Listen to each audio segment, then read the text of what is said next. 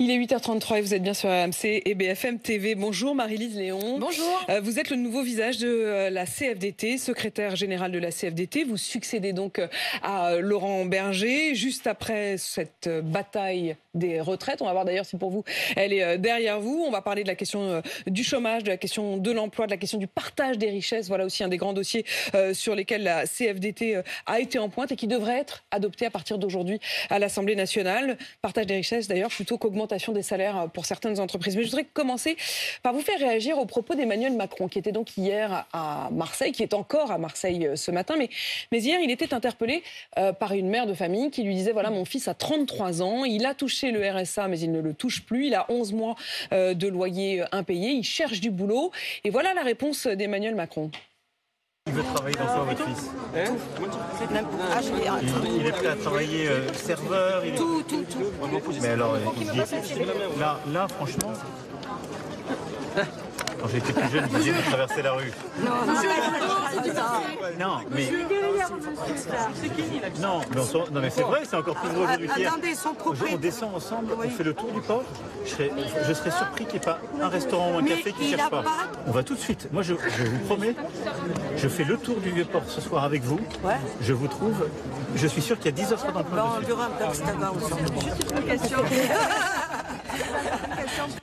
Peut-être un peu compliqué pour ceux qui étaient en radio. Je vous traduis en quelque sorte, puisqu'il y avait beaucoup de bruit. Mais voilà ce qu'il a dit, Emmanuel Macron.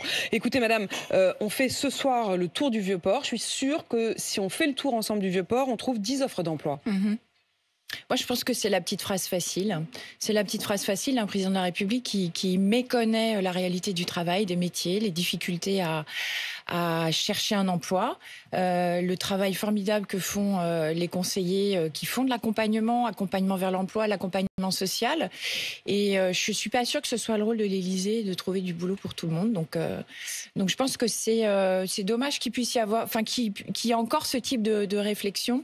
Et je rappelle, il y a 5 millions de chômeurs aujourd'hui en France.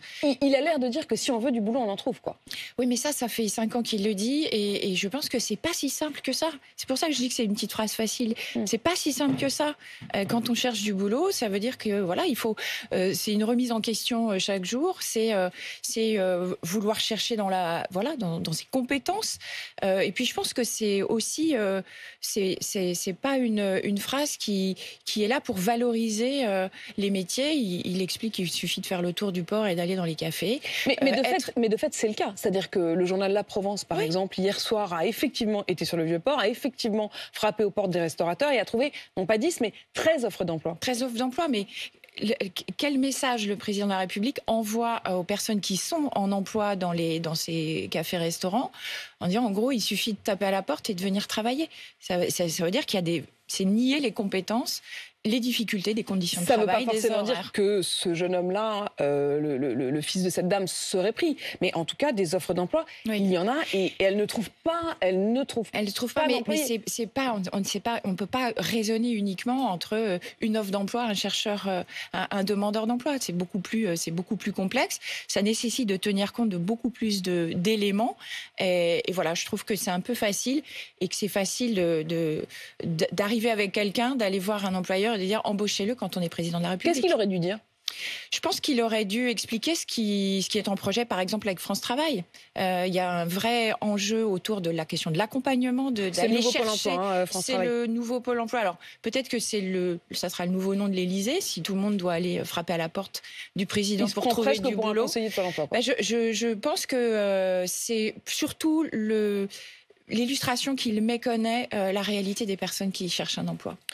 Est-ce qu'aujourd'hui, quand on arrive à ce qu'il appelle, lui, une forme de quasi-plein emploi, on est à 7,1% de chômage au niveau national. D'ailleurs, je précise qu'à Marseille, il y a plus de chômage qu'ailleurs, 9,1%, donc 2 points de plus que la moyenne nationale. Quand on arrive à 7% de chômage, Emmanuel Macron, lui, estime qu'on est quasiment au plein emploi. En tout cas, qu'il vise le plein emploi et que le plein emploi est possible. Vous avez l'air d'en douter. Non, je ne dis pas qu'il faut en douter. Je pense que c'est un objectif que partage la CFDT. On ne peut pas se satisfaire d'avoir ce nombre de demandeurs d'emploi. Mais au-delà des statistiques, 7% de chômeurs, ça veut dire 5 88 chômeurs, toutes catégories confondues. C'est 5 millions de personnes qui sont en situation, en difficulté, qui ont perdu pour de multiples raisons leur emploi et qui ont besoin d'un accompagnement. Et plus le chômage baisse, plus l'accompagnement doit être renforcé. C'est là-dessus qu'il faut marteler si on reste sur cette question des emplois non pourvus, je recevais hier sur RMC un boucher qui est dans l'Ain et qui se bat pour que son apprenti, qui est un apprenti originaire du Mali, puisse avoir une carte de séjour. Aujourd'hui, ce jeune Malien qui est arrivé à l'âge de 15 ans, qui travaille depuis 2 ans dans sa boucherie, risque l'expulsion. Il est sous le coup d'une OQTF alors qu'il s'apprêtait à passer son oral, enfin sa pratique du CAP. Il se bat pour le garder, la maire de son village se bat pour le garder, quasiment l'intégralité du village a signé la pétition. Donc il y a la question de l'emploi et de la régularisation des travailleurs immigrés. Et il y a aussi une autre question en creux, c'est que ce boucher, il me disait, mais au fond, si ce jeune Malien part, je ne trouverai personne parce que j'ai tenté d'embaucher des Français, j'aime pas du tout cette expression, enfin je sais pas comment le dire autrement, des Français réguliers en France avec des papiers qu'on dirait français de souche. Bon, en tout cas, il dit, je n'en trouve pas parce qu'ils sont pas prêts à bosser.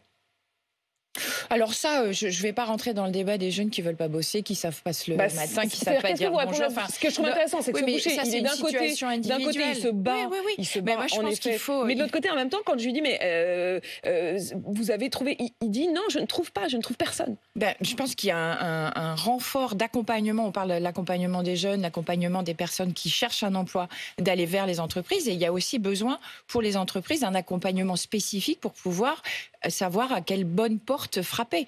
Et ça, je pense qu'il faut qu'on puisse mais vous pouvez améliorer les choses des deux questions. Et puis, alors, je ne pense pas que la question, elle se pose dans les termes de les jeunes ne veulent pas bosser. Et donc, mais c'est pas une question des jeunes. C'est une question de... Dans le cas de l'apprentissage, notamment dans la boucherie, on est plutôt sur des populations plus jeunes.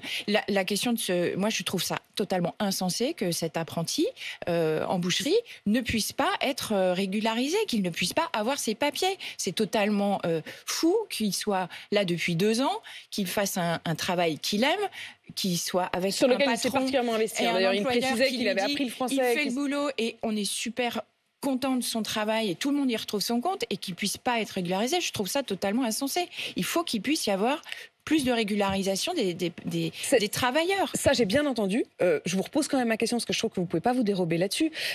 Parce que ce n'est pas une question uniquement de... C'est pas ce boucher dans l'Ain qui voulait stigmatiser particulièrement les jeunes. Il n'avait absolument pas cette volonté-là. Et d'ailleurs, le combat qu'il mène pour son apprenti montre bien que lui, il n'est pas dans une question de combat idéologique ou de devoir jeter l'opprobre sur les jeunes. Il dit juste, voilà, moi, j'ai eu du mal à trouver quelqu'un pour bosser. C'est une réalité. C'est une réalité. Après, la question, elle est aussi... Est-ce que c'est une question de conditions de travail ou est-ce que c'est une question de motivation? Non, alors moi, je ne crois pas à la motivation et je ne pense pas qu'il y ait un choix de certains jeunes à rester chez eux ou de chômeurs ou de demandeurs d'emploi ou de bénéficiaires du RSA à préférer rester chez eux plutôt que d'aller travailler. Ça, je n'y crois absolument pas. Absolument pas. Le travail est un moteur pour beaucoup de personnes. La question, c'est aussi, exactement comme vous dites, c'est quoi les conditions de travail qu'on me propose, les conditions d'emploi, les problématiques de logement. On ouvre la saison, la campagne des saisonniers avec le développement d'un accompagnement particulier CFDT, d'aller à la rencontre des saisonniers. Le sujet numéro 1, c'est la question du logement. Parce qu'on est dans des zones touristiques, parce que c'est tendu, il y a des problématiques de logement, de pouvoir aller de son boulot à son domicile ou là où on est hébergé le temps de la saison. Il y a une problématique régulière autour de la question des heures de travail. Est-ce que mes horaires correspondent à ce qui est prévu? Est-ce que je suis bien payée pour le nombre d'heures que je fais? Et ça nécessite que les personnes soient informées de leurs droits. Ça, c'est extrêmement important. Sur le logement, si on est sur les questions là tout de suite maintenant du logement, nous on travaille très concrètement avec les territoires, les collectivités locales. On essaye de mettre en relation en fait les employeurs avec des solutions, des personnes qui peuvent avoir des solutions d'hébergement, des places dans des mobil-homes, dans des campings. Voilà, il y a des solutions qui peuvent être trouvées. Nous, notre rôle CFDT, c'est de faire en sorte que les personnes se rendent compte et qu'il y ait des solutions concrètes qui puissent être trouvées. Marie-Lise Léon, je rappelle donc que vous êtes la nouvelle secrétaire générale de la CFDT. Je voudrais qu'on parle du partage de la valeur, puisque à partir d'aujourd'hui, à l'Assemblée, sera donc défendu cet accord qui a été signé par la CFDT. C'est donc pour le coup les partenaires sociaux qui ont commencé, qui se sont emparés de cette question du partage de la richesse au sein de l'entreprise, qui ont signé un accord. Et cet accord, eh bien, le gouvernement propose de le retranscrire dans la loi. Ça part donc de vous, des partenaires sociaux. D'abord, il y a quoi dans cet accord? C'est un accord qu'on a signé, nous, CFDT, parce qu'il part du partage de la valeur, notamment pour les petites entreprises. Donc, toutes les entreprises de moins de 50 doivent pouvoir bénéficier à horizon mi-2024. Toutes les branches doivent négocier des accords de participation. Donc nous, notre cible dans cet accord, il y avait 2 enjeux. La cible, c'était les salariés des très petites entreprises et des petites entreprises, puisqu'on sait qu'en général, dans les plus grandes entreprises, il y a de la négociation, il peut y avoir des accords, et donc ça bénéficie plutôt aux salariés des grandes entreprises. Donc là, nous, notre objectif, c'est de pouvoir concrétiser des accords sur la participation, une des modalités de partage des bénéfices. Et puis, l'autre enjeu, c'est que c'est un accord qui ne règle pas les questions de pouvoir d'achat et de partage de la valeur. Donc c'est bien, mais c'est pas suffisant. C'est bien, et on assume totalement. C'est-à-dire que c'est un accord qui règle une partie de la problématique du partage de la valeur, qui va aussi permettre de travailler sur la mixité des métiers, les évolutions de carrière. Donc ça, c'est quelque chose de très, avec des éléments relativement complets. Et puis il y a la question des salaires. Mais la question des salaires, pour la CFDT, elle se règle pas par la loi. Donc c'est un accord qui doit être transposé, mais qui doit nécessairement être complété par notre travail syndical dans les branches professionnelles pour pouvoir avoir. Ça veut dire que la question des salaires, elle se règle dans les entreprises, elle se règle dans les branches. C'est pas la même idée que la CGT. La CGT a refusé de signer cet accord précisément à cause de ça, parce qu'elle estime qu'on ne fait qu'un bout du chemin. Oui, mais c'est déjà pas mal de faire la moitié du chemin. Donc nous, on voit le verre à moitié vide, à moitié plein, quand la CGT voit le verre à moitié vide. Et donc, vous espérez que cet accord il puisse rentrer en application quand ? Alors ça va être, il y a la loi qui doit être adoptée, et l'accord il est très clair. Mi-2024, l'ensemble des branches professionnelles devront avoir négocié un accord sur la participation, et fin d'année, les branches professionnelles devront avoir travaillé sur leur grille de classification. Ça paraît un peu barbare, les grilles de classification dans une branche professionnelle, mais en fait, c'est la grille qui définit les écarts de salaire. Donc, c'est extrêmement important. Les écarts de salaire entre les plus bas salaires et les plus hauts et les plus bas. Et donc, si on réussit à mieux les répartir, quand il y a une augmentation, tout le monde en bénéficie, et c'est une vraie reconnaissance du travail et des compétences. Alors aujourd'hui, le paradoxe, c'est que la CFDT, effectivement, est plutôt aux côtés du gouvernement là-dessus. Enfin, en tout cas, le gouvernement a accepté de transcrire dans la loi cet accord que vous avez signé. C'est l'opposition, pour le coup, qui n'est pas du tout de votre côté, pour les mêmes raisons que la CGT. C'est-à-dire que vous avez dit c'est mieux que rien, sauf que eux, ils disent ça va empêcher l'augmentation de salaire. Ils disent notamment qu'en rendant obligatoire les primes, le versement d'intéressement et de participation, eh ben, ça donnera un prétexte aux entreprises pour ne pas augmenter les salaires. Pas du tout d'accord. Enfin, ça, c'est avoir peu de considération pour l'action syndicale en entreprise. La question des négo salariales, il y en a tous les jours. Il y en a qui aboutissent, il y en a qui nécessitent d'avoir des grèves, qui nécessitent d'avoir des mobilisations plus ou moins intenses. Mais ça, c'est le boulot des organisations syndicales. Donc nous, on assume cette responsabilité. Et s'il y a besoin d'augmentation salariale, charge aux syndicats de s'organiser, de mobiliser les salariés. Ça, moi, j'assume totalement le fait que ce soit notre travail. Je voudrais qu'on parle des retraites. Au fond, elles sont ce combat des retraites. Il y avait 2 visages qui étaient celui de Laurent Berger et celui de Philippe Martinez. Tous les deux ont quitté la direction de la CFDT et de la CGT. C'est désormais vous, Marie-Lise Léon, qui êtes à la tête de la CFDT. C'est Sophie Binet qui a pris le relais pour la CGT. Est-ce qu'au fond, ces incarnations, c'est aussi la fin d'une bataille? Ils ont été jusqu'au bout de cette bataille des retraites. Elle est derrière vous? Alors, le calendrier des congrès ou du Bureau national pour la CFDT font que ça correspond aussi effectivement à une des étapes de cette réforme des retraites. Je pense que c'est sain que dans les organisations, il y ait du renouvellement et que les responsables tiennent leurs engagements. C'était le cas de Laurent Berger qui avait annoncé qu'il ne ferait pas un mandat complet et qui respecte l'éthique des responsables CFDT qui est de dire au bout de 10 ans, on commence à réfléchir à la suite. Donc, et cette suite, c'est vous qui la prenez, Marie-Lise Léon, on va y revenir dans un instant, mais je reprends ma question sur cette bataille des retraites. Vous avez dit une des étapes, si j'ai bien entendu ce que vous avez dit. Est-ce que je dois entendre que elle n'est pas finie, cette bataille des retraites? La bataille des retraites, elle est pas finie parce que on n'a pas l'habitude de mentir aux travailleurs. Donc le report de l'âge légal de 62 à 64 va entrer en vigueur. Il est prévu pour le 1er septembre. Et quand je dis la bataille continue, c'est que notre boulot, c'est d'être au contact et à la disposition des travailleurs qui ont des questions. Et les questions, elles sont nombreuses. Sur les modalités pratiques d'entrée en vigueur. Est-ce que vous avez encore les moyens de vous y opposer? Est-ce que vous avez encore... Les moyens de s'y opposer deviennent de plus en plus compliqués, effectivement. Après, vous ne me ferez jamais dire que c'est une bonne réforme. Voilà. Je resterai ferme sur le fait que c'est absolument pas une bonne idée, que c'est une réforme injuste qui touche d'abord les femmes, qui sont principalement touchées par ce report de l'âge, et c'est pas parce qu'elle entre en vigueur qu'elle devient juste, au contraire. On en a la concrétisation aujourd'hui. Est-ce que cette bataille, le sentiment, Laurent Berger l'a beaucoup exprimé, de ne pas avoir été écouté, de ne pas avoir été associé à la réflexion, alors que la CFDT, au départ, a toujours, et vous continuez à le clamer, été un syndicat réformiste. Est-ce que ça a abîmé durablement la relation avec l'exécutif, avec le pouvoir? Je pense que c'est un marqueur, effectivement. C'est pour ça qu'on a rencontré la Première ministre au mois de mai, en bilatéral, où elle a voulu voir les modalités pour notamment quels étaient les sujets pour la suite. Et pour la CFDT, la question n'est pas tellement des sujets, c'est quoi la méthode. C'est-à-dire qu'on a fait des propositions dans le cadre de la réforme des retraites. On peut douter qu'elles aient même été regardées, examinées. On n'a pas eu de réponse.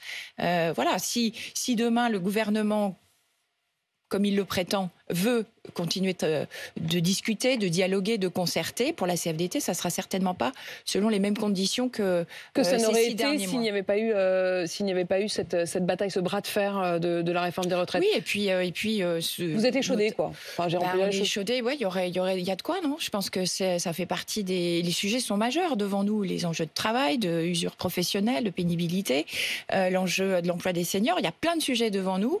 La question aujourd'hui, c'est est-ce que le président et son gouvernement veulent continuer de faire tout seul ou pas? Et on attend la réponse. Il vous a appelé depuis que vous avez été... Pas d'image. Pas de contact. Zéro contact. Zéro contact. Vous n'avez pas, depuis que vous avez pris la tête de la CFDT, il vous a pas appelé, il n'y a pas eu un mot, il n'y a pas eu un contact, il n'y a pas eu une demande de rendez-vous, rien? Non, pas de contact pour le moment. Donc il n'y a aucune relation? Pas de relation ni mauvaise, pour le moment. Je pense que ça va se faire. Mais vous auriez pour le moment... Vous auriez estimé que c'était une manière...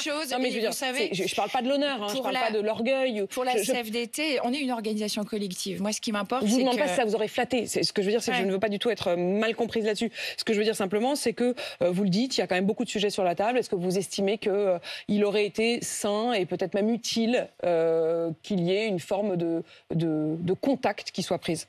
Je pense que le contact va arriver. Il n'y a pas de raison pour lesquelles le président de la République, surtout si aujourd'hui il nous dit qu'il est ouvert à la concertation, qu'il ne parte pas avec la secrétaire générale de la première organisation française. Non. Vous savez, j'ai eu beaucoup de messages d'abord de militants et de militantes qui sont extrêmement heureux que je prenne cette responsabilité. Et pour moi, ça, c'est l'essentiel. Elisabeth Borne non plus? Elisabeth Borne, j'ai eu un message. D'accord. Oui, elle m'a envoyé un message. Donc vous vous rencontrerez. Donc on fera, on se verra, comme c'est d'usage aussi entre une première ministre et une secrétaire générale. C'est qui, Marie-Lise Léon? Je sais pas, c'est pas à moi qu'il faut demander. Qu'est-ce que vous voulez savoir? C'est quoi votre cœur c'est-à-dire c'est quoi votre priorité? Si on doit définir en votre combat, ce qui vraiment vous anime. Moi, ce qui m'a animé, ce qui m'anime toujours et ce qui m'a toujours fait en sorte que je m'investisse dans le syndicalisme, c'est la question du respect au travail, respect, dignité. reconnaissance du travail accompli.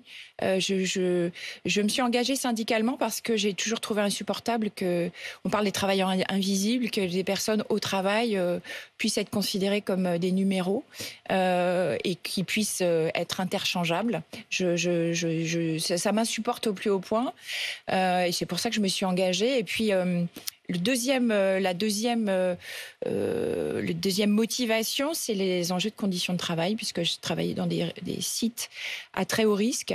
Vous travaillez sur les risques, vous avez travaillé sur les sur risques la question industriels. des risques industriels. Et quand le travail, comme on le défend nous, CFDT, peut être une source d'épanouissement, mais que dans certaines situations, ça peut amener à des situations dramatiques, d'accidents, voire de décès. Je l'ai aussi vu au travail et ça me conforte dans l'idée que c'est grâce aux travailleurs que on peut avoir un travail émancipateur et que c'est véritablement une richesse pour l'entreprise. Et d'ailleurs, je le précise, vous aviez travaillé au moment de l'accident d'AZF, précisément sur ces questions de la responsabilité, de la sécurité au sein du travail. Merci Marie-Lise Léon. Merci beaucoup.